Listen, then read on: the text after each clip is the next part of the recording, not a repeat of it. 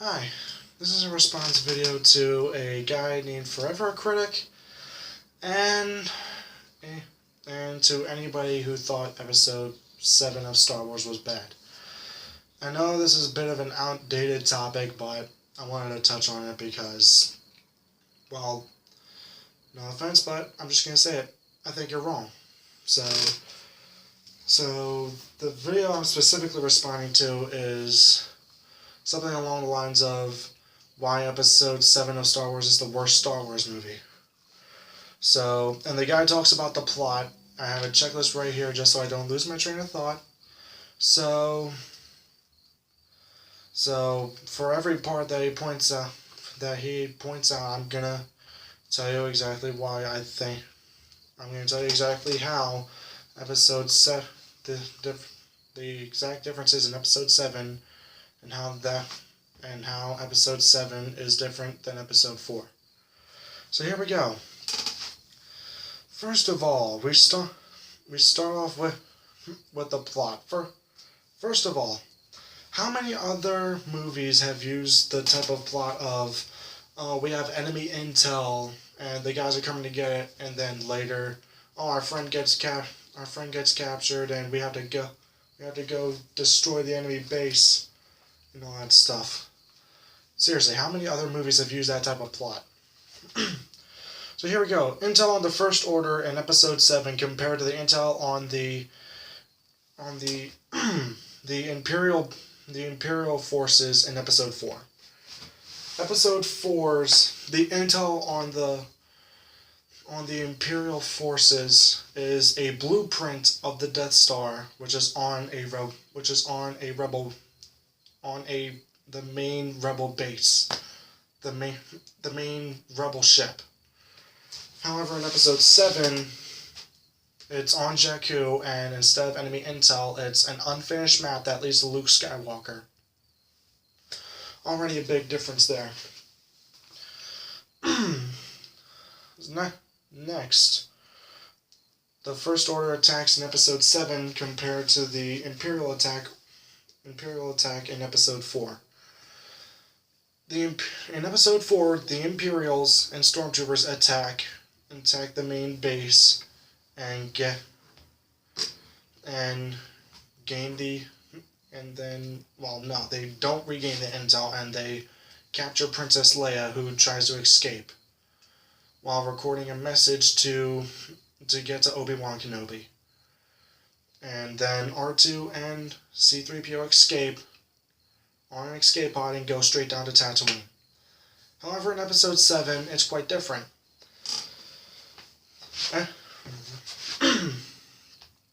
The First Order attacks the little resistance outpost on Jakku, and then Poe and BB-8 try to get to their X-wing, with BB-8 having the unfinished map of Skywalker, and then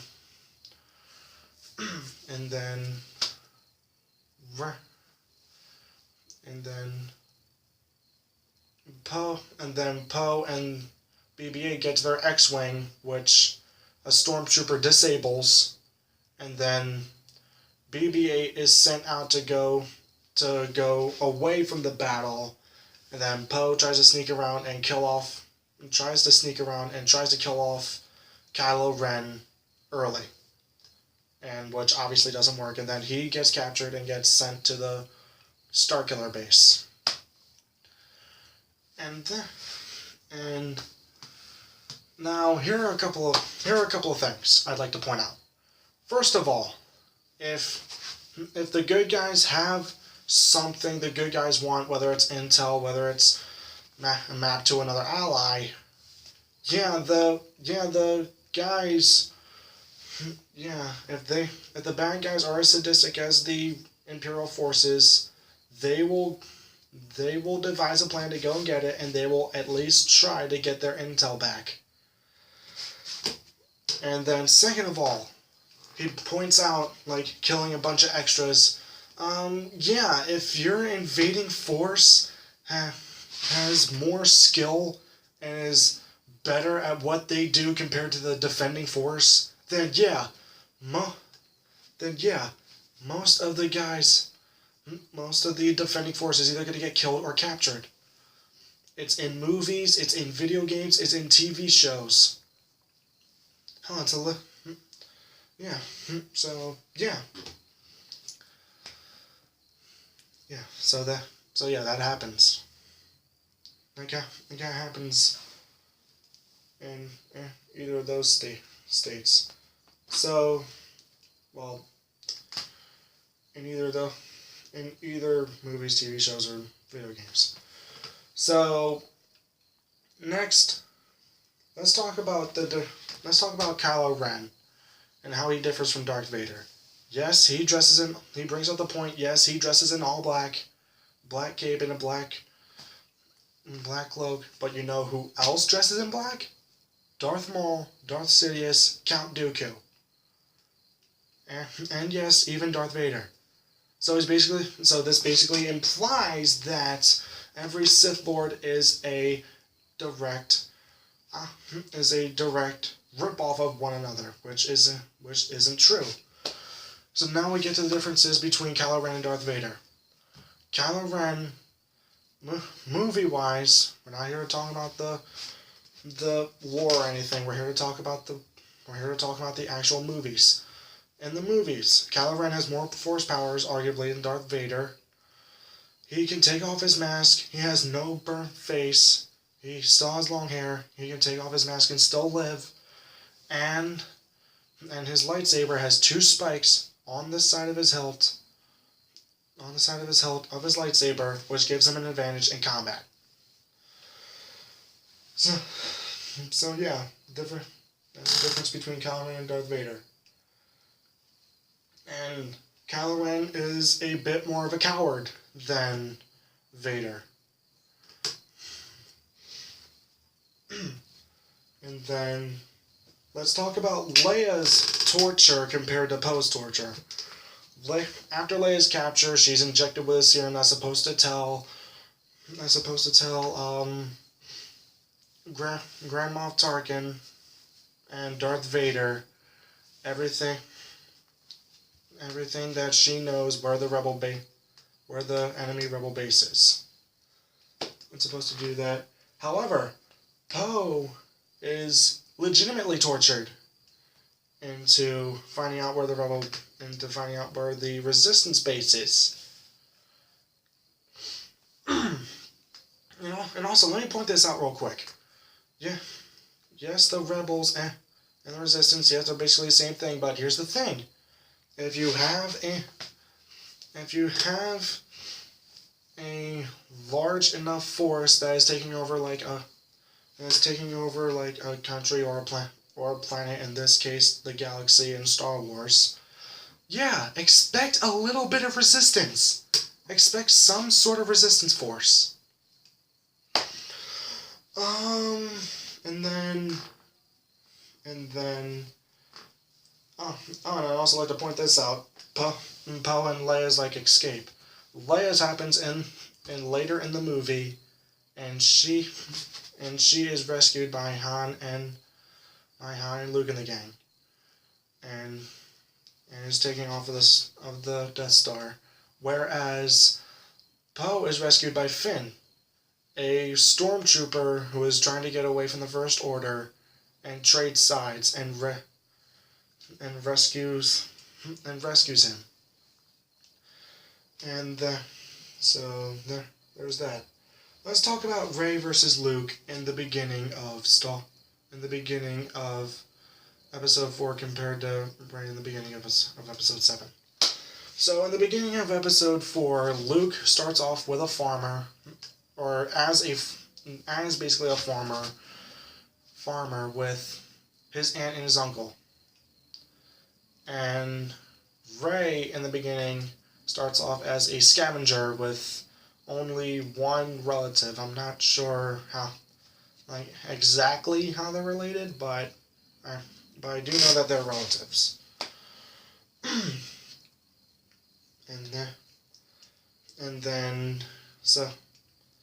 Then yes, they both have family issues, but here's the thing.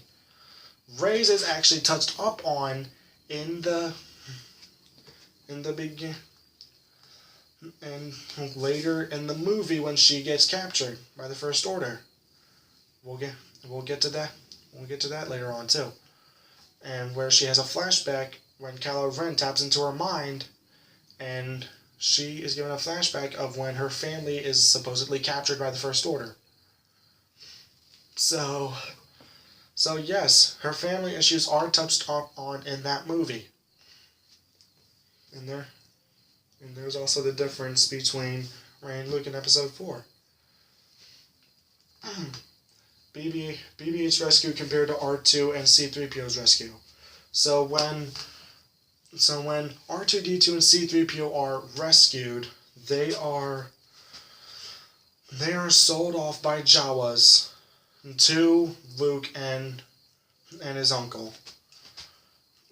And what Jawas do is they go around in a big sand cruiser, and they go around like yes, they do scavenge for parts a little bit, but they also use those parts to like rebuild robots so they can sell them off and make money. The guy who captures BB-8 is a relatively like a little bit like taller than the Jawas, and he's also not riding in a big sand cruiser. He's riding on a like kind of armored-ish type.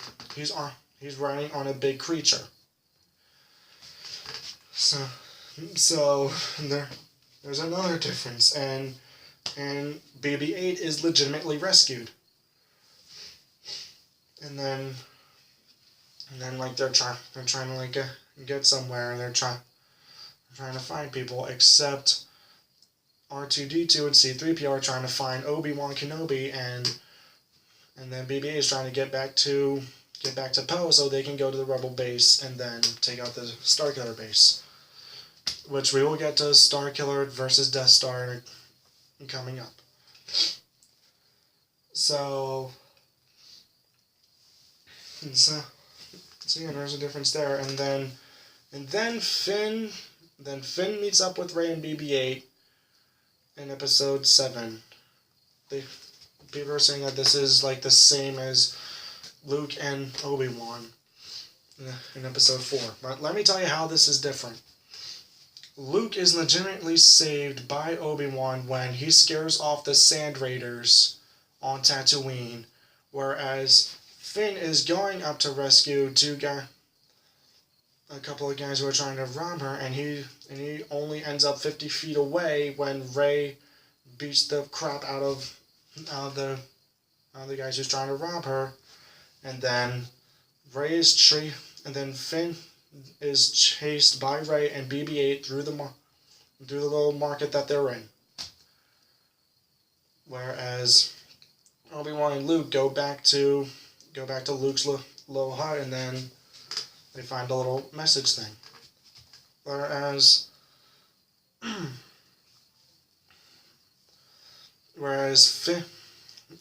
Finn knows about the map to Luke Skywalker before Rey does, and Luke knows about, compared to Episode 4, where Luke knows about the message to Obi-Wan before Obi-Wan actually does.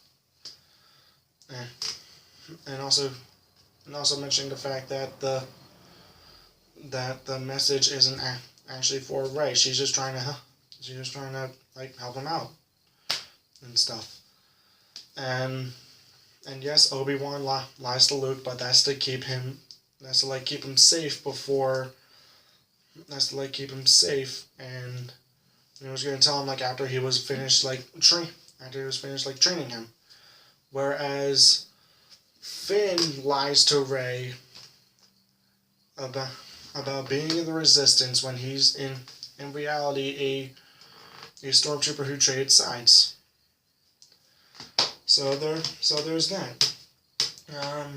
Let's talk about Finn and Rey's escape from Jakku compared to Han and Obi-Wan, Luke, and the gang's like escape from Tatooine in Episode 4. and also Han Solo's first appearance in both movies. So here we go. In episode 4, Luke and Obi-Wan are paying Han Solo and Chewbacca to give them transport to the Death Star. And then a spy finds out that they're leaving Tatooine. And then the stormtroopers come to the place where he parked the Falcon, and then they start shooting at him. Then they go up into space, and there's a small dog fight in space, and that's about it for that. However, in Star Wars, in Episode 7, Rey and Finn go through the market being shot at and chased by stormtroopers, and they steal the Millennium Falcon from the guy who, I would assume, bought it off of the guy who stole it from Han Solo. Then they have to take out two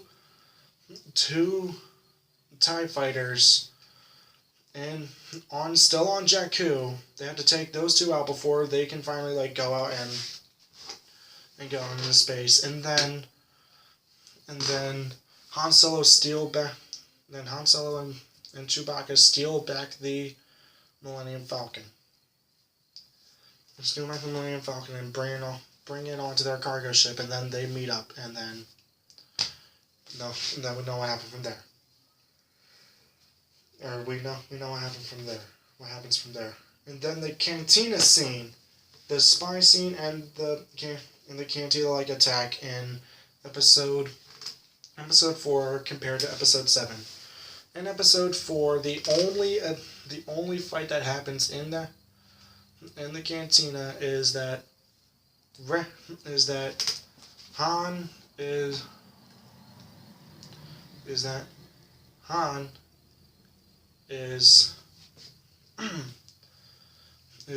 Han kills Greedo, and then Obi-Wan is defending Luke from two criminals before that. Whereas the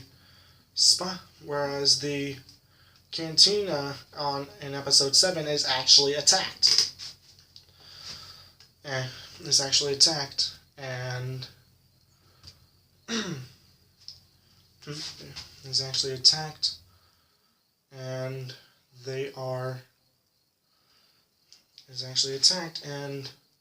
then the Resistance comes and saves them.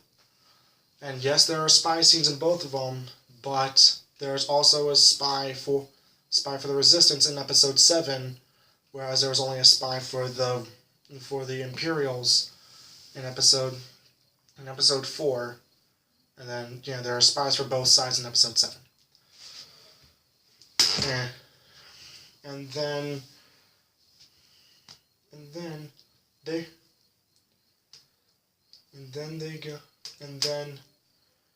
they meet up with the Resistance in episode 7, and then episode 4 they meet up with the Rebels. So after they save Leia in episode 4, Han, Luke, and those guys go to the main planet on the main planet where the Rebel base is, whereas the Resistance in episodes where the Rebels are in episode 4, and then episode 7 they go. Episode 7, the Resistance acts as reinforcements or the cavalry for Han, Rey, and Finn and Chewbacca as they are about to be captured. And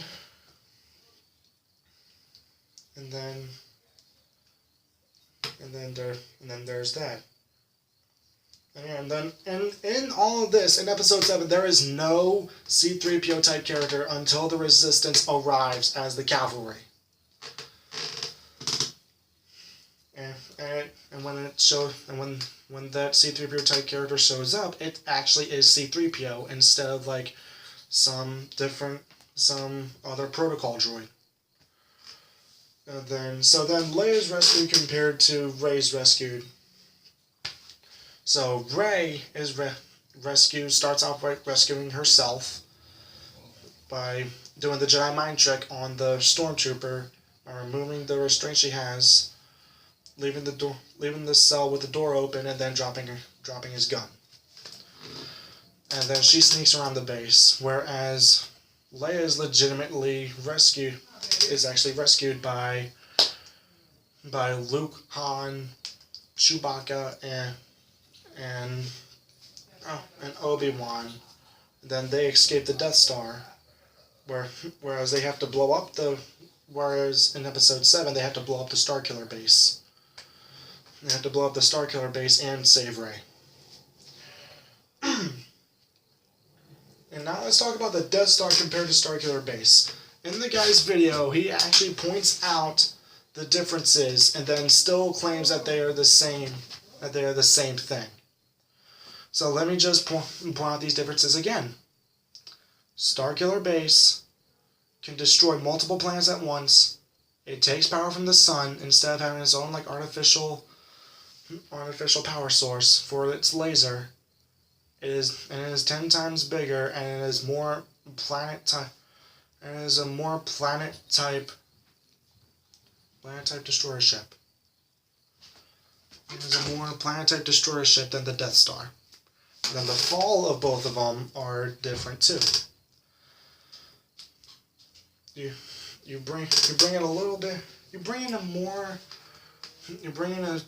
a bigger X-wing force in episode 7 because I don't know, the Starkiller base is bigger than the Death Star, so you're gonna need more ships or more skilled pilots to take them out.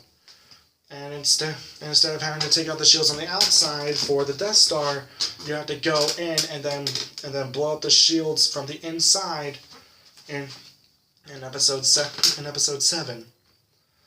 And then you have to fly out to the little corridor and then blow it up. And where the corridor in episode 4 is more trench-like, the corridor in episode 7 is a bit more.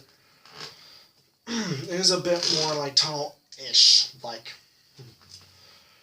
And then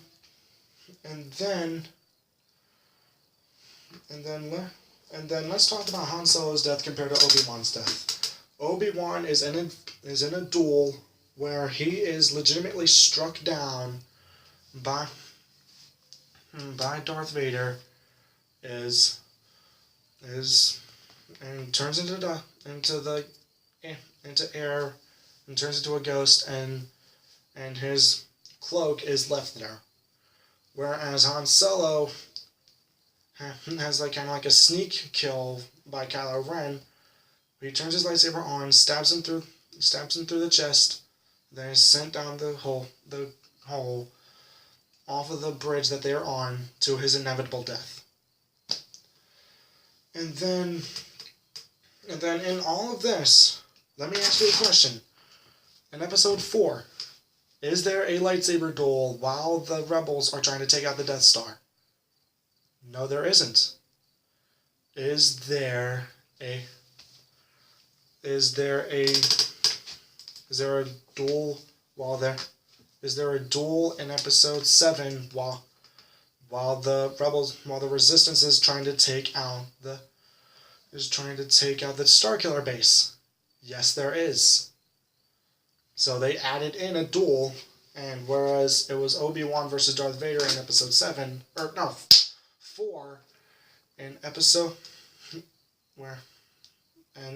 7 it is Kylo Ren versus Finn, and then it turns into Kylo Ren versus Rey.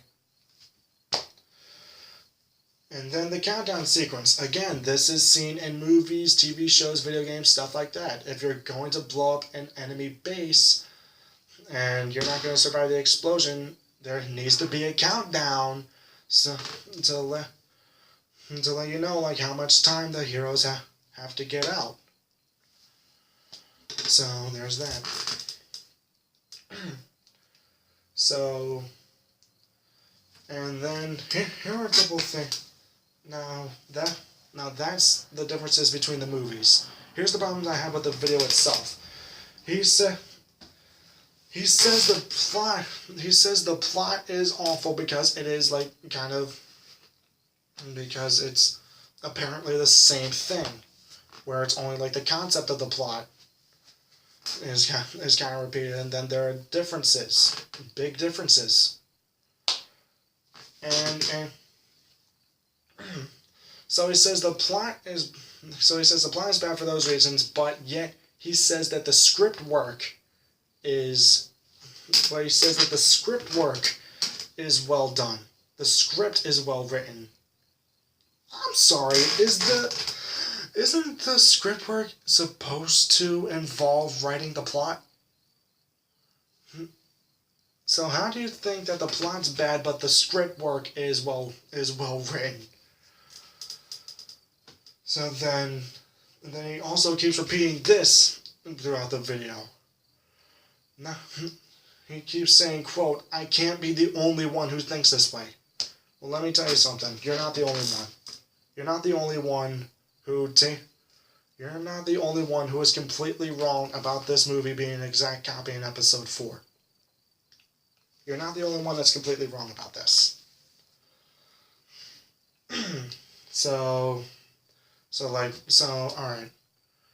So this is like the end of the video, all of that. Now, before anybody goes and says, I took him out of context and all that, I'll link the video in the description, so this way you know that I'm not taking him out of context. And the reason I made this video, I just wanted to make my opinion known. But here's another thing. I look at the comment section of these videos. All I see is a plethora of a large amount of dislikes. No comments, no videos responding to the guys who made this. Yeah. So if you're a Star Wars fanboy and you're afraid, if you're a Star Wars fan and you're afraid to make your opinion out there, it's the internet. Not everybody's going to agree with you. So don't be afraid to leave a comment saying why you're wrong, saying why they're wrong, and don't be afraid to leave a comment saying why they're and saying why you think they're right and trying to at least disprove them. Don't be afraid to do that. So I'm just making this video to show that I'm not afraid to tell you I think you're wrong about this if I do think you're wrong. I'm not afraid to do that. So that's the reason I made this video. My name is Jake, and have a good day. I think she's an actual movie critic. Yeah, you can't tell the difference between two different movies.